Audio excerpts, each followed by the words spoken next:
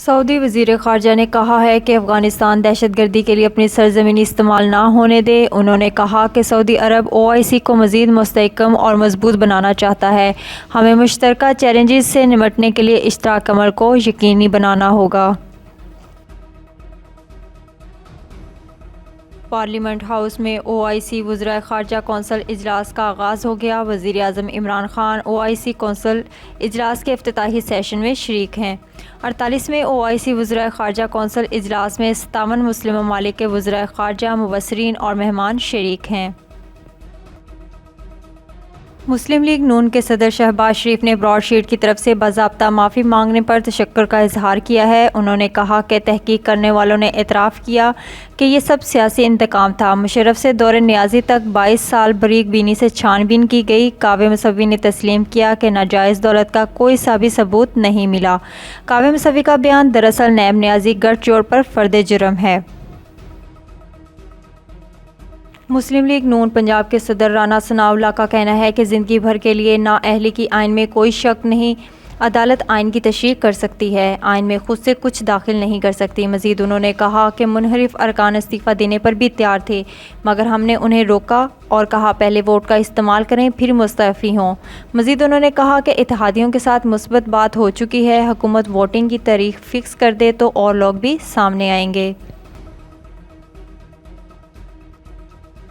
معروف پاکستان گلوکار وارث بیگ نے لندن میں سابق وزیر اعظم اور مسلم لیگ نون کے قائد نواز شریف سے ملاقات کی۔ اس موقع پر فیصل آباد سے تعلق رکھنے والے نون لیگی رہنما شیخ محمد یوسف بھی موجود تھے۔ وارث بیگ نے دعویٰ کیا کہ علیم خان ہمیشہ پاکستان کی ترقی کے لیے فکر مند نظر آتے ہیں، اسی لیے ان کی نواز شریف سے ملاقات کرانے میں کردار ادا کیا۔ مزید انہوں نے کہا کہ ملک کے موجودہ حالات کے تناظر میں تمام قوتوں کو مل کر کام کرنا چاہیے۔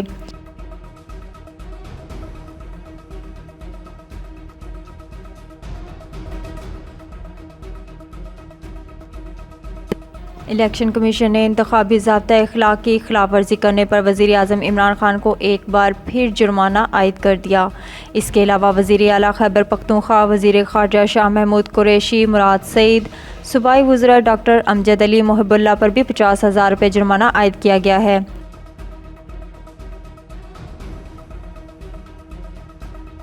اور نون لیگ کا آج سوات میں ہونے والا جلسہ مریم نواز کی طبیعت ناساز ہونے کی وجہ سے منسوخ کر دیا گیا ہے۔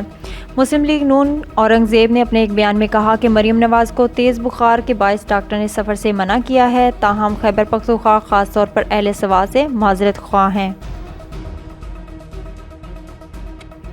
آرٹیکل 63A کے تحت نااہلی کا خوف ہو یا وزیر اعظم عمران خان کی واپسی کی پیشکش، منحرف ارکان نے حکومت میں واپسی سے انکار کر دیا۔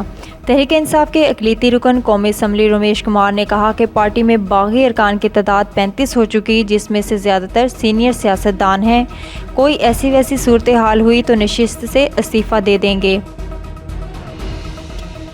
اور دہشت گردوں کی فائرنگ سے 3 شہریوں سمیت پاک فوج کے 2 اہلکار شہید ہو گئے۔